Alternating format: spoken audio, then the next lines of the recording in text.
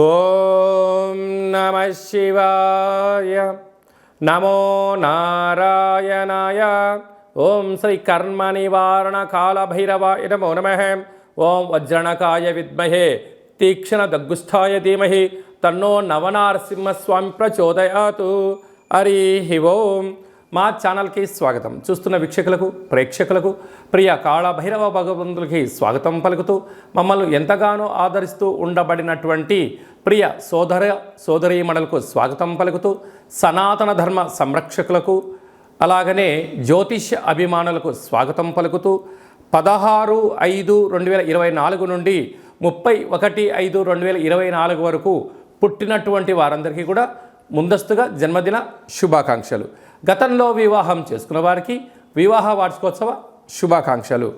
మనకు వైశాఖ మాసం అనగానే పండగలకు కొదవలేనటువంటి మాసము కనుక అన్నవరంలో సత్యనారాయణ స్వామి యొక్క కళ్యాణము, స్వామివారిని స్మరించడం, ధ్యానించడం, వీలైతే ఇంట్లో మనము సంవత్సరానికి ఒక్కసారైనా శ్రీ రమా సహిత సత్యనారాయణ స్వామి వ్రతాన్ని ఆచరించుకోవడం వలన స్వామి యొక్క ఆశీస్సులు ఉంటాయి.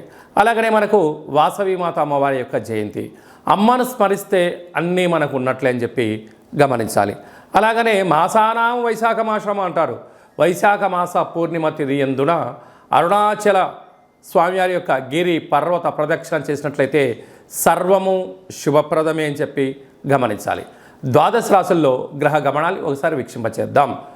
మేషరాశిలో బుధుడు మరియు శుక్రుడు సంచార స్థితి, వృషభ రాశిలో రవి గురు సంచార స్థితి, కన్యరాశిలో కేతు సంచార స్థితి, కుంభరాశిలో శని భగవానుడు స్వక్షేత్ర సంచార స్థితి, మీనరాశిలో కుజరాహుల సంచార స్థితితో ద్వాదశ రాశుల్లో గ్రహ గమనాలు ఈ విధంగా ఉన్నాయి.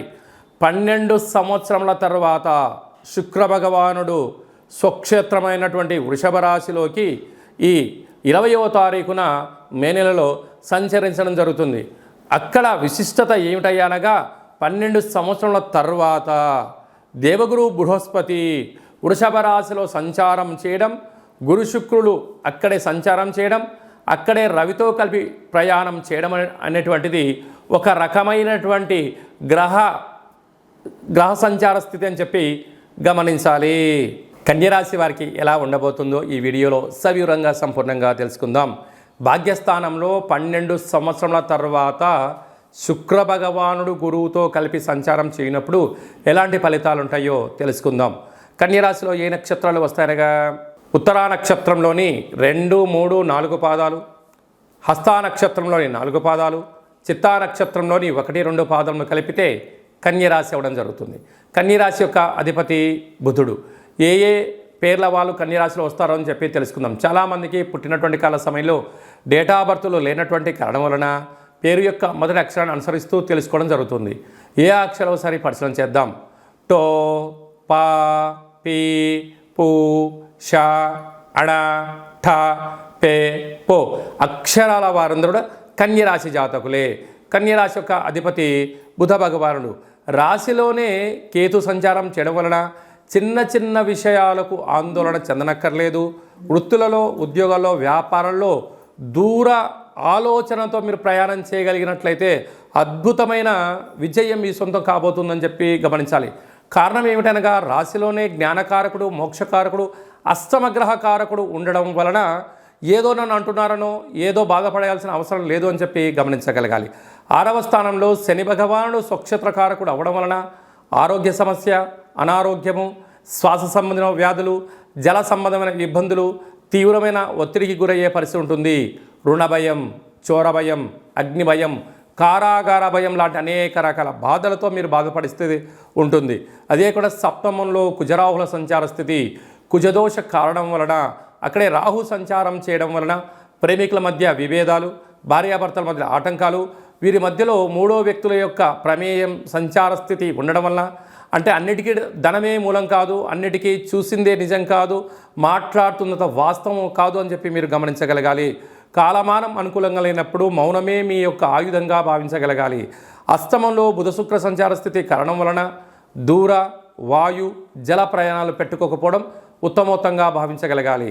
భాగ్యస్థానంలో 12 సంవత్సరాల తర్వాత శుక్రుడు స్వక్షేత్రకంగా సంచారం చేస్తూ అక్కడే గురువుతో కలిసి ఉండడం, రవితో కలిసి సంచారము చేయడం వలన భార్యాభర్తల మధ్య అనేక రకాలమైనటువంటి పొరపాట్లు వచ్చే అవకాశాలు అధికంగా ఉంటాయి. ఎందుకంటే భాగ్యవంతుడు, స్త్రీవంతుడు, ధనవంతుడు ఎవరైతే అంటే ఏ భార్యతో అయితే తను గౌరవించబడతాడో, ఏ భర్త అయితే భార్యతో ఆరాధించబడుతుందో వారే అన్యోన్య గృహస్థాశ్రమ జీవితంలో భాగ్యవంతుడు, స్త్రీవంతుడు, ధనవంతుడు అంటారు. అక్కడ రవిచేత శుక్రుడు, రవిచేత గురువు సంచారం అవ్వడం వలన చిన్న చిన్న విషయాలకు భేదాభిప్రాయాలు, చిన్న చిన్న ఆటంకాలు, మనస్పర్ధలు, గొడవలకు దారితీసే పరిస్థితి ఉంటుంది. ఇలాంటి కాల సమయంలో మీరు ఎంత బరువు అయితే ఉంటారో అంత బరువు కలిగినటువంటి విభూతిని కానీ లేకపోతే నీటిని కానీ తులాభారంగా చేసుకొని ఆ మహాదేవుడికి రుద్రాభిషేకం చేసుకొని ఆ నీటితో తిరిగి మీరు స్నానం చేయడం వలన భాగ్యస్థానంలో ఉండబడినటువంటి అపోహలు తొలగిపోయి భార్యాభర్తల మధ్య, ప్రేమికుల మధ్య, పార్ట్నర్షిప్ వ్యవహార కార్యక్రమాల మధ్య అపోహలు తొలగిపోతాయని చెప్పి గమనించాలి. స్వయం వృత్తులు, సేవారంగాలు, గృహ భవన నిర్మాణ కార్యక్రమాలు చేసేటువంటి వారు, వంటలు వండేటువంటి వారు, ఆహార ఉత్పత్తులు, హోటల్ వ్యాపారస్తులు, చిరు వ్యాపారస్తులు ఎంతో ఓపికగా అవసరమని చెప్పి గుర్తుపెట్టుకోవాలి. ఇది గడ్డు కాలం అని చెప్పి కూడా గుర్తుపెట్టుకోవాలి సుమా. మే నెలలో మనకు 16వ తారీఖు నుండి 31వ తారీఖు వరకు ముఖ్యమైనటువంటి పండుగల గురించి క్లుప్తంగా, సవివరంగా, సంపూర్ణంగా తెలుసుకుందాం. మనకు 16వ తారీఖున వైశాఖ మాస శుక్లపక్ష అష్టమి గురువారము మఖా నక్షత్ర సందర్భంగా, అలాగనే 23వ తారీఖున వైశాఖ మాస పూర్ణిమ సందర్భంగా, 31/5/2024 వైశాఖ మాస బహుళపక్ష అనగా కృష్ణపక్ష అష్టమి శుక్రవారం శతభిష నక్షత్ర సందర్భంగా మనము కాళభైరవ స్వామిని స్మరించడం, ధ్యానించడం, కాళభైరవ స్వామికి ఒక ముడుపు కట్టడం, అలాగనే కూష్మాండ దీపాన్ని పెట్టుకోవడం, కాళభైరవ స్వామివారిని స్మరించడం మనకు యోగం అని చెప్పి గమనించాలి. కలియుగ కాలంలో కాలాన్ని శాసింపజేసే శక్తి కేవలం కాళభైరవ స్వామివారికే ఉంటుంది. కనుక కాలం మనకు అనుకూలించాలన్నా అంటే విద్యార్థులు బాగా చదువుకొని పరీక్ష రాసి ఉత్తీర్ణత సాధించాలనుకున్నా, బాగా చదివినటువంటి స్టూడెంట్స్కు మంచి ఉద్యోగం రావాలనుకున్నా, వివాహం కావాలనుకున్నా, సత్సంతాన సౌభాగ్య స్థితి కావాలనుకున్నా, వృత్తి, ఉద్యోగ, విదేశీయాల, రాజకీయ, వ్యాపార రంగ సేవా కార్యక్రమాల్లో చురుకుగా పాల్గొనడం, విజయాన్ని సాధించగలగాలి అన్నట్లయితే కళౌ కాళభైరవ అంటారు. కలియుగ కాలంలో కాళభైరవ స్వామిని స్మరించడం వలన సకల భూత, ప్రేత, పిశాచ, బ్రహ్మర, యక్షర, యమదూత, శాకిని, డాకిని గ్రహబంధనాలు, సంచిత ప్రారబ్ధ ఆగమిక కర్మలు తొలగిపోయి నరదృష్టి నివారణ కలిగి అన్నింటా విజయం, అన్నింటా విశేషమైనటువంటి వ్యాపార ఆకర్షణ, విద్యా ఆకర్షణ, జ్ఞానాకర్షణ కలిగి జీవితం సువర్ణమయం అవుతుందని చెప్పి గమనించగలగాలి. వీలైతే మీరు ఇంట్లో కాళభైరవ స్వామికి పూజా కార్యక్రమం ఆచరించుకోండి. కుదరలేదు మన యొక్క దేవాలయంలో 4 మంగళవారాలు, 4 శనివారాలు, శుద్ధాష్టమి, పూర్ణిమ, బహుళాష్టమి సందర్భంగా ఒక్కొక్క నెలలో ఒక్కొక్క కాళభైరవ స్వామి వారు ఉంటారు.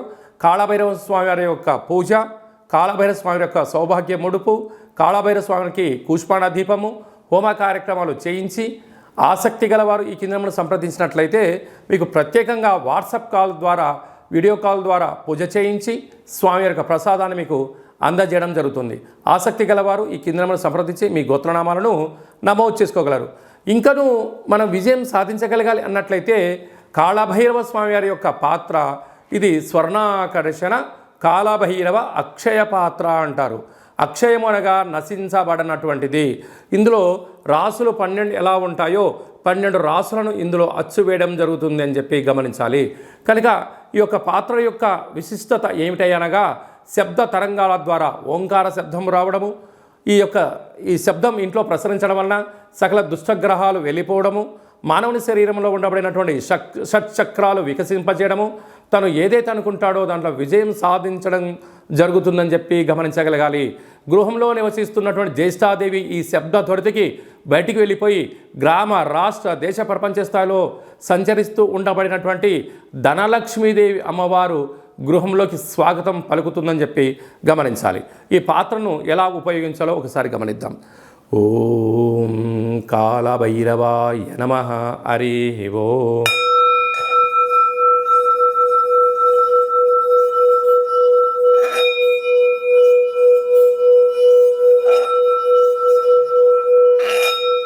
ఈ శబ్ద తరంగాల ద్వారా అద్భుతమైనటువంటి శక్తి, అతీంద్రియ శక్తి, అంతరిక్షంలో ఉండబడినటువంటి సూర్య చంద్రాదుల శక్తి కలిగి మనం ఏదైతే అనుకుంటామో అన్నింటా విజయం మన సొంతమవుతుందని చెప్పి గమనించాలి.